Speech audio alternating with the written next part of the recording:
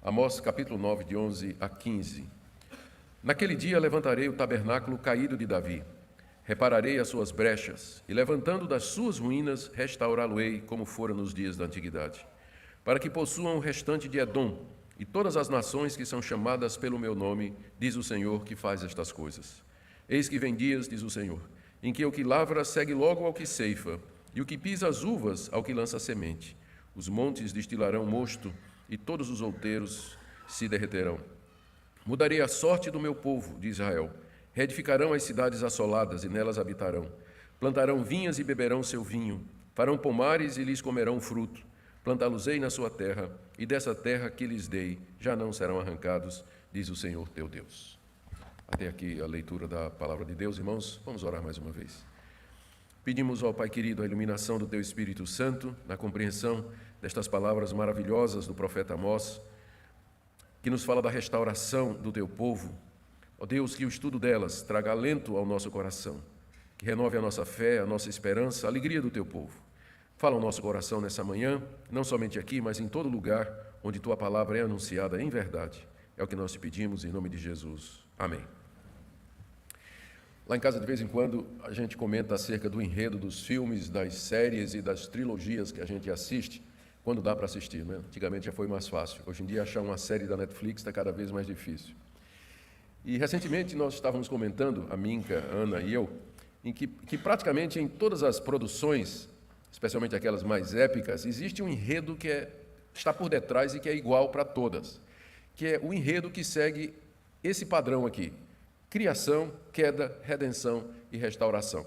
Por exemplo, a Guerra nas Estrelas, ou ainda Senhor dos Anéis, depois o Hobbit, e para os que podem assistir sem medo de bruxaria, Harry Potter também.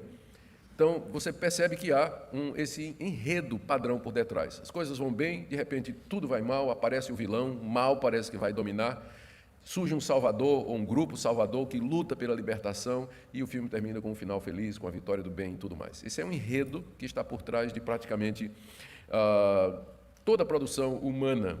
Está por trás dos livros de aventura, de filmes, livros de ficção, poesia, arte, enredo, trama de obra literária, músicas. Então, esse enredo, criação, queda, redenção e restauração, parece que está impresso no coração do homem. Há um desejo, primeiro, há um reconhecimento de que o mal está no mundo. Segundo, de que nós devemos lutar contra o mal. E terceiro, todos nós ansiamos um final feliz. A razão para isso é porque nós somos feitos à imagem e semelhança de Deus. E esse é o padrão da história da redenção, pela qual Deus age na humanidade. E essa é a mensagem maior da Bíblia: criação, queda, redenção e, finalmente, restauração. Na última mensagem, nós vimos o anúncio de Amós acerca do juízo final de Deus contra as 10 tribos que habitavam no Reino do Norte. Isso foi no capítulo 9, de 7 a 10. A nação de Israel tinha perdido seus privilégios espirituais pelos pecados que havia cometido e havia se tornado como as outras nações. Inclusive, Amós as compara a nação de Israel aos etíopes. A história do Êxodo, em que Deus resgatou o seu povo do cativeiro, perdeu o seu significado pactual, uma vez que Israel não honrou a libertação que Deus lhe deu, viveu em pecado e se tornou como qualquer outra nação. Contudo, Amós nos disse, na última vez, que Deus haveria de preservar um remanescente. Nem tudo estava perdido no Reino do Norte. Havia um remanescente, um grupo que Deus haveria de guardar por amor das promessas que ele tinha feito a Abraão, Isaque e Jacó. Ele deixaria uma descendência para os patriarcas. Esse remanescente seria provado pelo crivo do sofrimento no cativeiro, e Amós, inclusive, usa a figura de uma peneira de bronze, um vaso de bronze cheio de buracos, onde então se peneirava o trigo, de forma que passasse o trigo menor, murcho, quebrado, mas o grão perfeito ficasse preso ali. Deus assim iria preservar os seus filhos, aqueles que eram fiéis, enquanto que os seguidores da teologia do norte, eles seriam destruídos, todos eles haveriam de perecer. Era uma mensagem de juízo, era uma mensagem onde não havia esperança, a não ser, no meio dos horrores preditos, esse raio de luz que Amós fala de que nem todos pereceriam.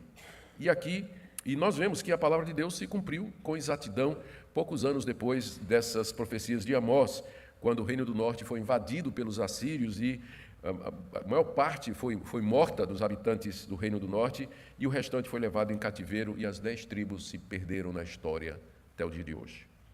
Contudo, Amós termina seu livro com uma palavra de esperança, que é o texto que nós acabamos de ler, seguindo o padrão, né, quando tudo parece perdido, então vem a restauração. Aqui Amós dá uma promessa de que Deus haveria de restaurar o seu povo, a quem tão duramente ele estava castigando.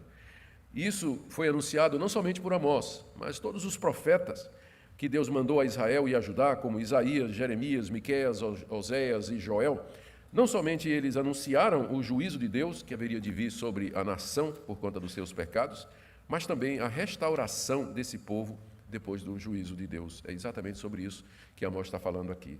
O livro de Amós diz: vocês pecaram contra Deus, vocês desobedeceram a Deus, então o juízo de Deus há de vir sobre vocês. Contudo, na sua misericórdia, Deus vai preservar alguns de vocês e haverá um dia em que Ele vai restaurar a nação ao seu estado original. Criação, queda, redenção, restauração. Vamos ver então o que é que Amós nos ensina aqui a respeito daquele dia climático, a respeito daquele dia da restauração do povo de Deus, o dia que nós ansiamos, pelo qual oramos e esperamos em fé e esperança diante de Deus. Primeira coisa que nos chama a atenção é que Amós se refere àquela restauração como acontecendo no que ele chama de naquele dia.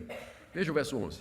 Naquele dia levantarei o tabernáculo caído de Davi. Naquele dia repararei as suas brechas e levantando das suas ruínas restaurá-lo-ei como fora nos dias da antiguidade.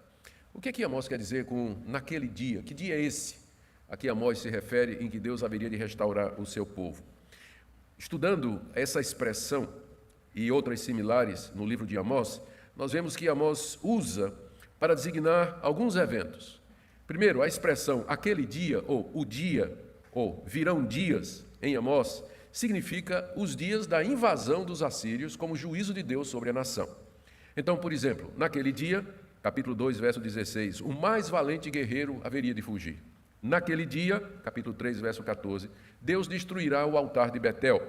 Naquele dia, capítulo 4, verso 2, os nobres corruptos serão levados em cativeiro. Naquele dia, capítulo 8, verso 3, os cânticos do templo haveriam de virar em uivos e lamentações. Naquele dia, capítulo 8, verso 11, haveria fome da palavra de Deus na terra. Quando Amós usa naquele dia, dia ali significa o dia da invasão assíria, quando Deus traria os inimigos do povo de Deus como instrumento da sua justiça para punir o seu povo pelos seus próprios pecados. Então, é o dia escatológico do juízo, do terror de Deus, da ira de Deus sendo derramada sobre o seu povo. Mas também, Amós usa a expressão aquele dia no sentido do juízo final, aquele último dia dos últimos dias, no fim da história, como nós conhecemos, quando Deus vai reunir todas as nações diante dele e vai julgá-las com justiça e com equidade. Esse dia é chamado em Amós de o dia do Senhor, que é também a nomenclatura que você encontra em Isaías, Jeremias e nos demais profetas. Por exemplo, no capítulo 5, verso 18, Amós diz o seguinte: ai de vós que desejais o dia do Senhor. Para que desejais vós o dia do Senhor? É dia de trevas e não de luz. Porque os israelitas ficavam dizendo assim, o dia do Senhor é o dia em que o Senhor, na figura do Messias, virá reinar sobre todo o mundo. Israel será restaurado, os ímpios serão castigados, finalmente a justiça haverá de reinar sobre a terra. Que venha o dia do Senhor. E Amós diz, por que vocês estão querendo isso? Porque no dia do Senhor, que é o dia final, quando Deus vier fazer justiça, Ele vai começar com vocês, porque de todos vocês são os piores. Por que vocês querem o dia do Senhor? Então, nesse contexto, o dia do Senhor não é mais o dia da invasão assíria, mas é o dia do juízo final, do qual a invasão dos assírios era apenas um tipo e uma figura. O dia do Senhor é aquele dia em que Deus traria sobre a nação de Israel e todas as nações que se esqueceram dele o seu juízo final. Os judeus que se esqueceram dele o seu juízo final, ao mesmo tempo que seria um dia de bênção e de regozijo para o povo de Deus.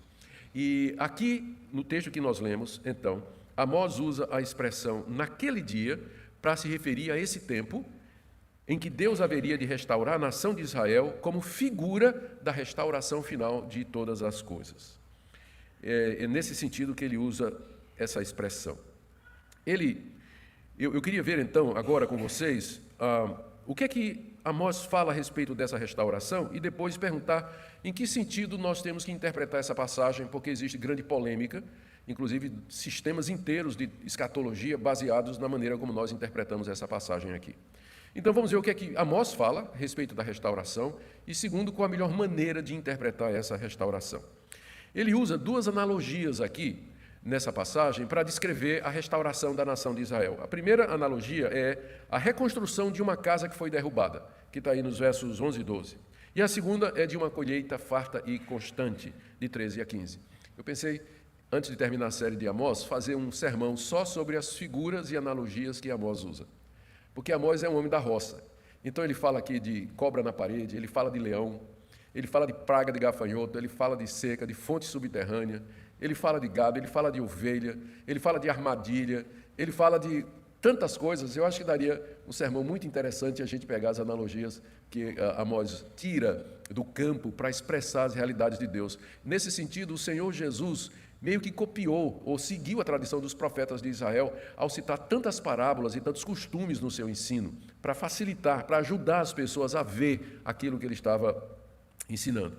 Então, Amós aqui, seguindo essa tradição, usa duas figuras. A primeira, a restauração de uma casa em ruínas, está aí nos versos 11 e 12 do capítulo 9, quando ele diz assim: naquele dia levantarei o tabernáculo caído de Davi, repararei as suas brechas, e levantando das suas ruínas, restaurá-lo-ei, como fora nos dias da antiguidade, para que possua o restante de Edom, todas as nações que são chamadas pelo meu nome, diz o Senhor que faz estas coisas. Todo mundo sabia o que era reconstruir uma casa em ruínas, porque casa em ruínas era o que não faltava no Reino do Norte, quer seja pelo tempo, pelas intempéries, por uma tempestade, ou mesmo pela guerra ou pelo abandono de casas com a morte dos seus moradores. Então, num cenário do Antigo Oriente, casas meio semi-destruídas eram extremamente comuns. Paredes pela metade, cheias de brechas.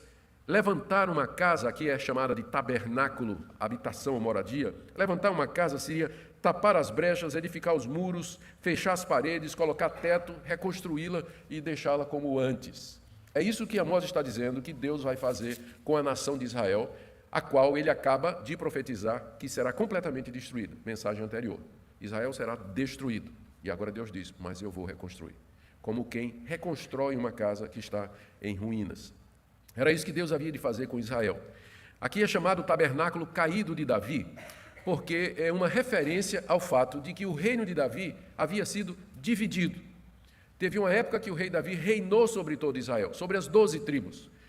Depois veio Salomão, seu filho, reinou sobre as 12 tribos, mas quando veio Roboão, que era o filho de Salomão, aconteceu o cisma entre a casa de Davi e a casa de Israel. 10 tribos se separaram de Davi e ficaram com o reino do norte, capital Samaria. Amós foi enviado para pregar as 10 tribos. E 2 tribos ficaram com a casa de Davi, Judá e Benjamim. Então, na época de Amós, o tabernáculo de Davi estava caído, a sua casa estava dividida como uma casa em ruínas. Deus promete, então, restaurar isso, trazer de volta a casa completa, as 12 tribos, debaixo do mesmo rei. Essa referência de que Davi seria restaurado como rei sobre as 12 tribos, sobre as 2 casas, como era antes que houvesse a divisão provocada por Roboão. E não somente isso, é interessante aqui, e aqui é um ponto extremamente importante que vai nos ajudar na interpretação da passagem. Davi não reinaria somente sobre as 2 casas, o reino do norte e o reino do sul, outra vez reunidos, mas ele reinaria inclusive sobre as nações, mesmo aquelas que eram inimigas, como ele diz no verso 12, levantarei e restaurarei a casa de Davi, como era na antiguidade, para que possuam o restante de Edom. Os edomitas eram os inimigos mais ferozes dos israelitas. E mais adiante, eles, juntamente com os babilônios, vão invadir o reino do sul, Judá, e levá-los em cativeiro. Essa profecia diz que até os inimigos virão para debaixo do reinado de Davi, quando Deus restaurar a casa de Israel. Aqui Edom está representando as demais nações, como diz o verso 12, né? Para que possuam o restante de Edom e todas as nações que são chamadas pelo meu nome. As nações são chamadas pelo nome de Deus simplesmente no sentido de que foi Deus quem criou a raça humana, Deus que criou todas as nações e que, portanto, pertencem a Ele, e Ele, como tal, pode reuni-las e chamá-las como Ele quiser. Nós vimos na mensagem anterior que Deus estava por detrás da história de muitas nações, saídas de uma, êxodo de outra, levantamento de reis, queda de reis. Nós, inclusive, destacamos esse ponto na mensagem anterior. Então, essa primeira figura restaurar uma casa caída significa a restauração do reino davídico, que Davi haveria de se sentar outra vez no trono de Israel, governar não somente as 12 tribos, mas ele governaria sobre o mundo todo, como Senhor absoluto de todas as coisas. É isso que significa levantar o tabernáculo de Davi. A segunda analogia é da colheita farta e constante, está aí nos versos 13 a 15. Eu vou mudar aqui um pouco a ordem em que foi dito, para ficar mais fácil de entender. Em vez de começar com o verso 13, vou começar com o verso 14, quando Amós diz assim: mudarei a sorte do meu povo de Israel. Mudar a sorte de Israel em que sentido? Israel estava sendo levado em cativeiro, Israel estava sendo destruído, não é? O reino estava sendo perdido. Os habitantes do reino do norte seriam mortos, os santuários seriam todos derribados, toda a dinastia do rei Jeroboão II seria aniquilada e o que sobrasse seria levado em cativeiro. A profecia é de que Deus vai mudar a sorte do seu povo, que equivale ao que foi dito antes, a restauração do tabernáculo de Davi. E aí Deus vai trazer o seu povo de volta para a terra prometida. Veja o verso 14: reedificarão as cidades assoladas e nelas habitarão. As cidades que foram assoladas pelos invasores serão reedificadas e eles morarão naquelas casas de onde eles foram expulsos. Plantarão vinhas e beberão do seu vinho. Beberão do seu vinho. Vinhas que foram destruídas, apropriadas pelos inimigos, voltariam agora para os seus legítimos donos. Farão pomares, frutas e mais frutas, e lhes comerão o fruto. E lhes comerão o fruto. Aqui é uma promessa de que Deus, de fato, vai trazer seu povo de volta para a terra prometida. Eles vão reedificar as cidades, vão morar outra vez nelas, plantar vinha, beber do vinho, comer das frutas dos pomares e tudo mais. E naqueles dias, a frutificação seria tão abundante que o trigo ia colher mais depressa, o trigo cresceria mais depressa do que poderia ser colhido. Verso 13: eis que vem dias, diz o Senhor, olha a expressão dias, não é? Se referindo, como eu disse, aqui a restauração. Eis que vem dias, naquele dia, diz o Senhor, em que o que lavra segue logo ao que ceifa. Você pode imaginar, o sujeito ceifando, né? Colhendo o trigo, e atrás dele já vem um cabra plantando, porque é muito e cresce rápido. A ideia é de fartura. O trigo crescia tão rápido que quase não dava tempo para colher. E a mesma coisa, ainda no verso 13, o que pisa as uvas aos que lançam a semente. Quando a uva era colhida, ela era pisada nos lagares. Os lagares eram tanques, onde a uva era jogada, e o pessoal lavava os pés, né, e ficava trotando em cima das uvas para esmagar a uva, e tinha um canalzinho por onde saía o suco da uva, que era levado então para os barris e os tonéis, onde era devidamente fermentado para fazer suco de uva, não é? Já que não pode falar em vinho. Então, suco de uva era feito dessa maneira, né? Mas está dizendo aqui que era tanto vinho, que não, era tanta uva, que diz aqui que o que pisa a uva vai estar logo depois ao que lança a semente.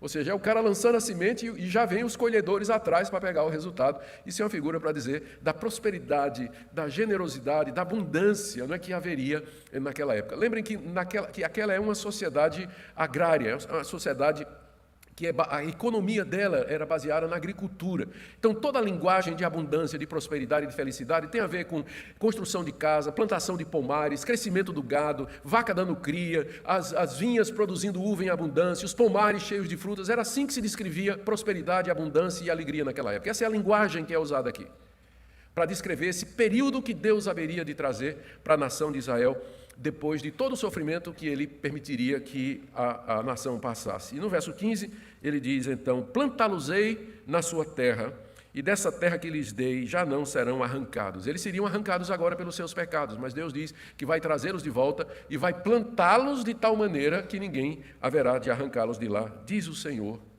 teu Deus. Essa expressão, teu Deus, lembra o fato de que Deus é o Deus de Israel. É o Deus da aliança, o Deus da promessa, o Deus que faz todas essas coisas por conta da sua fidelidade, do seu amor leal. A grande pergunta agora é, de que maneira nós interpretamos estas promessas de restauração? Está o profeta falando de alguma coisa, de uma restauração literal? E se está, isso já aconteceu? Ou vai acontecer? O que é que nós devemos esperar diante dessa passagem e o que é que ela tem a ver conosco? Deixe-me dizer algumas coisas com relação a isso aqui, depois fazer uma conclusão. Cerca de 30 anos depois que Amós pronunciou essas palavras, no ano 722 a.C., para ser mais exato, as 10 tribos foram levadas em cativeiro pela Assíria. O rei, a Bíblia chama ele de Salmaneser, mas a história secular chama ele de Sargão II. O rei Salmaneser, ou Sargão II, comandando os seus exércitos, invadiu o reino do norte. Ele estava em campanha para dominar o mundo. Já tinha tomado toda a região da Síria e da Mesopotâmia, estava descendo na direção do Egito e passava exatamente pelo reino do norte. E ele então tomou o reino do norte e levou em cativeiro para a Síria os que sobraram da guerra. E as 10 tribos se perderam na história. Cerca de 135 anos depois que o reino do norte foi levado, cerca de 135 anos depois, os babilônicos, que já tinham vencido a Síria e eram o maior poder mundial, tomaram o reino do sul, Judá, e as 2 tribos, Judá e Benjamim, tomaram Jerusalém. E começou a deportar os judeus para a Babilônia como cativos por volta do ano 587 a.C. É nessa época que Daniel vai para a Babilônia. Cerca de 70 anos depois que Judá tinha sido levado cativo, Israel, as 10 tribos já tinham ido 100 e poucos anos antes, não é? Então, depois vai Judá. 70 anos depois, os medos e persas dominam o cenário mundial. Agora é a vez dos medos e persas vencerem os assírios. E, nesse tempo, os judeus ainda estavam estavam em cativeiro. Só que os medos e persas, eles, através de Ciro, que era um governante que Deus tocou o coração, concede liberdade aos judeus. E os judeus são autorizados a voltar para a nação de Israel. E eles voltam sob o comando de Esdras, Neemias e Zorobabel. A história está no livro que tem esse nome, Esdras e Neemias, e no finalzinho do 2º livro das Crônicas já conta alguma coisa. Eles voltaram especificamente a tribo de Judá e a tribo de Benjamim e alguns judeus que sobraram das 10 tribos. Alguns que tinham escapado, misturados lá, eles voltaram. E eles então reconstruíram o templo, reconstruíram suas casas e recomeçaram a vida, mas nem de perto com a abundância que Amós descreve aqui. Porque eles continuavam debaixo do Império Persa, estavam passando opressão econômica, os seus inimigos os estavam acossando o tempo todo, leia Esdras e Neemias e você vai ver a história difícil da volta daquele povo, e não era a glória prometida igual à glória real que estava acontecendo. Porque o significado pleno dessa profecia é espiritual. E ele nos é dado por Tiago, o irmão de Jesus, que era líder da igreja de Jerusalém, no livro de Atos, muitos séculos depois. Eu queria que você deixasse marcado Amós aí, e você abrisse agora comigo em Atos capítulo 15. É a única vez em que o livro de Amós é citado literalmente no Novo Testamento, embora ecos da mensagem de Amós possam ser percebidos na literatura neotestamentária. Atos capítulo 15. Deixe-me dar o contexto para vocês.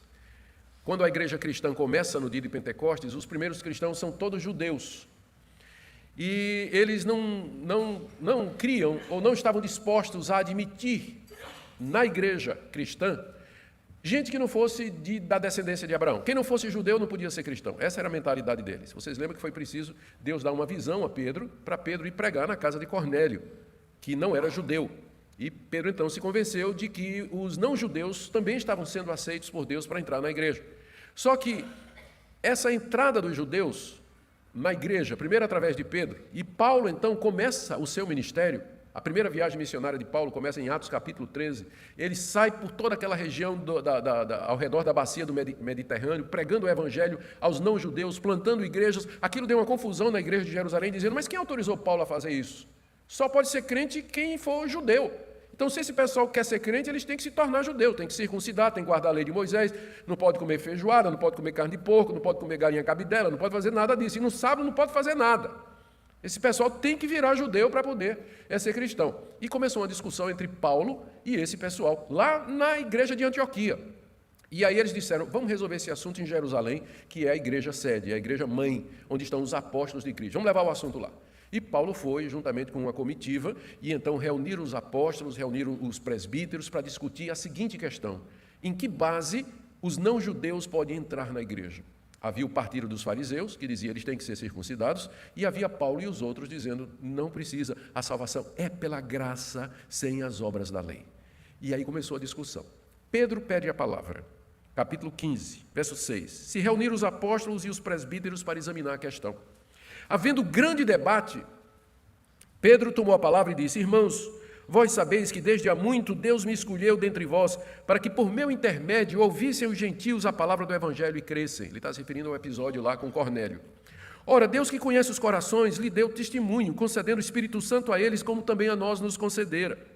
E não estabeleceu distinção alguma entre nós e eles, purificando-lhes pela fé o coração. Pedro está lembrando aqui que quando ele pregou o Evangelho na casa de Cornélio, o Espírito Santo desceu sobre os gentios, da mesma forma que no dia de Pentecostes desceu sobre os judeus, os 120, os apóstolos, todas aquelas mulheres. E Pedro disse aqui, Deus não fez distinção, purificou o coração deles pela fé, da mesma maneira que purificou o nosso.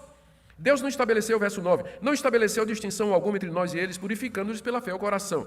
Ora, agora, por que tentais a Deus, pondo sobre a cerviz dos discípulos, cerviz é pescoço, pondo uma canga no pescoço dos discípulos, que nem nossos pais puderam suportar, e nem nós, veja a sinceridade de Pedro, nem nós judeus conseguimos cumprir a lei, os nossos pais não cumpriram a lei, e vocês querem colocar essa canga no pescoço dos gentios que creram em Jesus Cristo pela fé?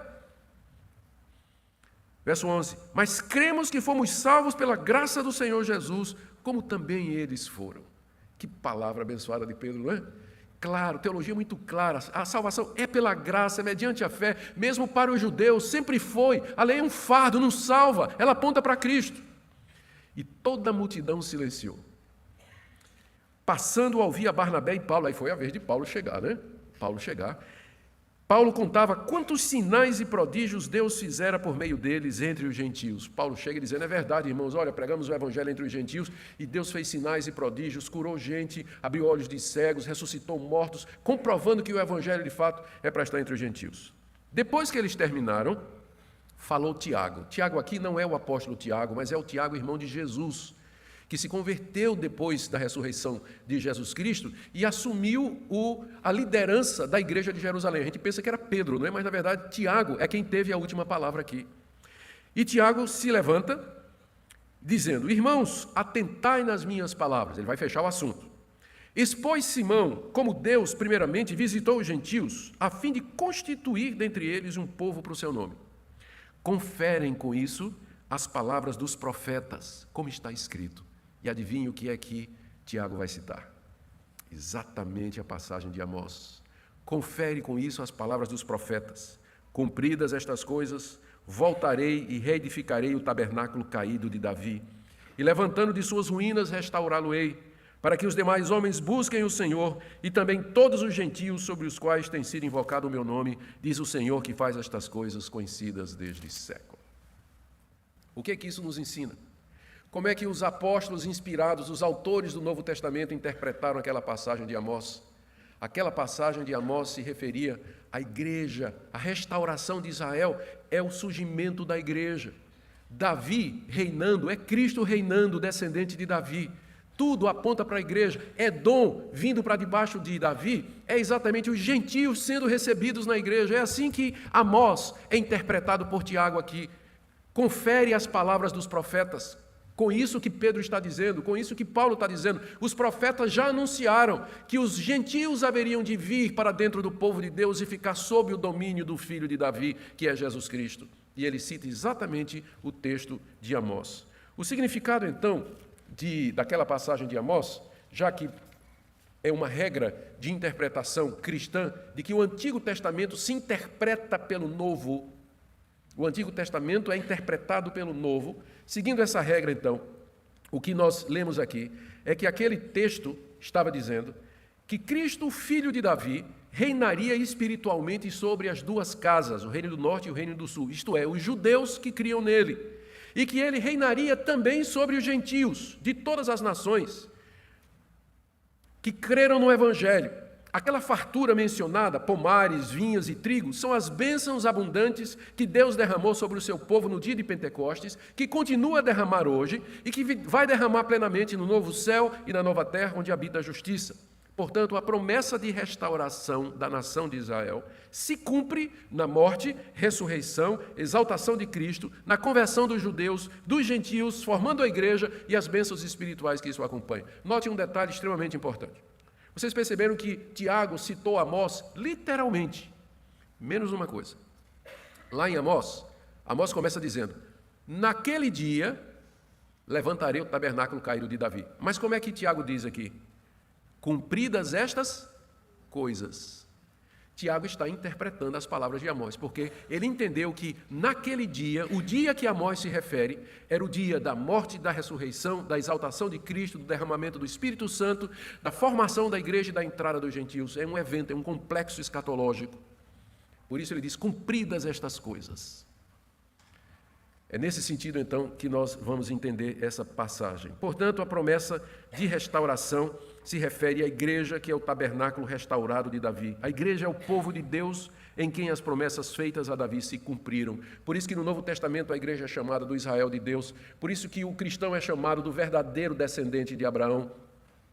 Por isso que o Novo Testamento sempre olha para as promessas feitas a Israel, aplicando-as a si, como por exemplo Paulo dizendo, tudo o que antes foi escrito para nosso ensino foi escrito, nós cristãos.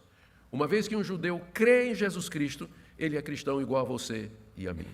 O que é que nós podemos aprender então dessa passagem maravilhosa, embora de difícil interpretação? Eu quero tirar aqui alguns pontos para encerrar. Primeiro, que nós devemos interpretar o Antigo Testamento à luz do Novo. Nós temos que ver de que maneira os autores inspirados do Novo Testamento interpretaram as profecias, de que maneira eles aplicaram as palavras dos profetas. E se nós fizermos isso, nós veremos que Deus já cumpriu as promessas de restauração que ele fez à nação de Israel. Muitos irmãos creem que Deus ainda trará as 12 tribos para a terra de Israel, que os judeus em massa se converterão e que Cristo reinará sobre eles por 1000 anos no reinado literal e físico. Muitos queridos irmãos, bons teólogos pensam dessa maneira. Eles interpretam essa palavra de Amós e outras semelhantes de maneira literal. Contudo, a nossa interpretação, seguindo a interpretação de Tiago, que interpretou espiritualmente, é que essas promessas se cumprem na igreja, sobre a qual o Senhor Jesus já reina, agora e plenamente na sua vinda. A outra lição que eu quero tirar aqui é o amor fiel de Deus ao seu povo e a sua fidelidade e sua compaixão. Deus cumpriu o que prometeu a Abraão, Isaque e Jacó, o que ele prometeu a Davi, na pessoa do Senhor Jesus, que é a consumação das promessas, que é o fim da lei, que é o reconhecimento da veracidade de Deus. Tudo que Deus prometeu encontra cumprimento na pessoa de Jesus e na formação da sua igreja. E aqui nós vemos a compaixão de Deus em nos incluir. Nós somos o restante de Edom, lá da profecia de Amós. Nós somos o restante de Edom, que Deus trouxe para debaixo do reinado de Davi, do filho de Davi, que é o Senhor Jesus. Veja a compaixão de Deus em nos incluir na salvação que ele prometeu somente à nação de Israel. Uma quarta lição que eu quero tirar aqui é que a nossa fonte de esperança, conforto e encorajamento aqui nesse mundo está somente nas promessas de Deus, no perdão de pecados que ele oferece em Cristo Jesus, na inclusão no seu povo, na participação no Espírito Santo e nos poderes do mundo vindouro e também na certeza plena de que aquele padrão, criação, queda, redenção, restauração, haverá de vencer e que há um final feliz para o povo de Deus. Eu termino então com uma palavra aqui a você que se encontra caído, como uma casa em ruínas, uma casa cheia de brechas. Sua vida parece uma casa abandonada. Deus é o Deus que age assim, queda, restauração. Esse é o plano dele, esse é o projeto dele. Ele pode levantar a sua casa, ele pode restaurar a sua vida, você pode recomeçar, você pode ser perdoado, transformado, ter uma vida nova, porque é assim que Deus age, esse é o padrão dele agir. E por isso você pode confiar que se você se arrepender, se você chegar a Deus, confessar os seus pecados e dizer, Deus, minha vida é como uma casa em ruínas, um muro cheio de brechas, você encontrará misericórdia, perdão e poder desse Deus para transformar sua vida, reerguer você como nos dias antigos e fazer de você uma nova criatura. Outra palavra eu queria trazer para aqueles que estão sofrendo aqui, com doenças, doença em casa, problema com os filhos, doença nos filhos, problema financeiro, estão passando apertado, passando por angústias. Lembre que a história não acabou.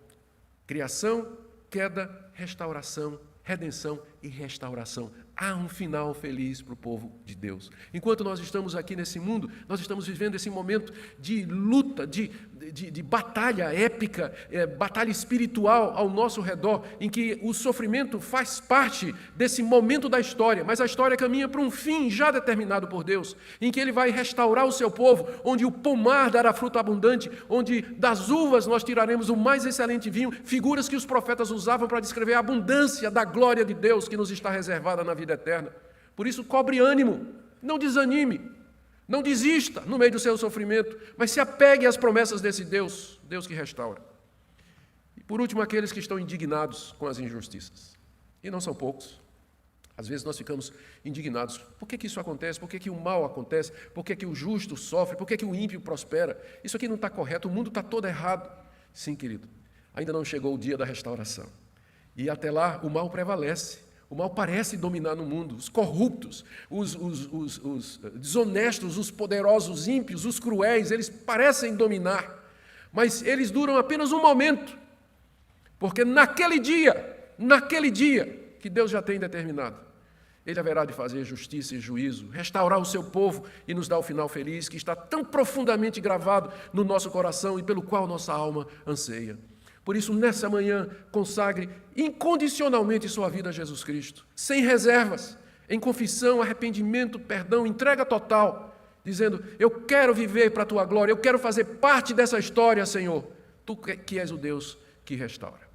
Que Deus nos abençoe, queridos, e que essa palavra final do profeta Amós seja uma palavra de esperança, consolo e bênção para essa querida igreja. E que nós vivamos cheios de esperança, aguardando o dia da vinda gloriosa do nosso Senhor Jesus. Fiquemos em pé, vamos orar e encerrar o culto.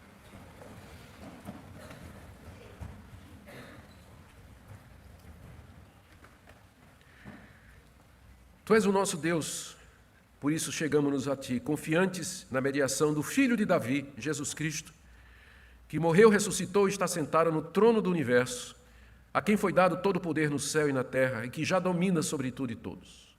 Te damos graças pelo privilégio, Senhor, de fazer parte do Teu povo. Enche o nosso coração de alegria, de conforto, consola-nos nas nossas tribulações, nos anima no nosso sofrimento, levanta-nos quando estamos caídos, repara as brechas, edifica as casas da nossa vida. É o que nós pedimos nesta manhã, em nome de Jesus. E que a graça do nosso Senhor e Salvador Jesus Cristo, que o amor de Deus, o nosso Pai, que a comunhão e a consolação do Espírito Santo seja com o povo de Deus aqui presente,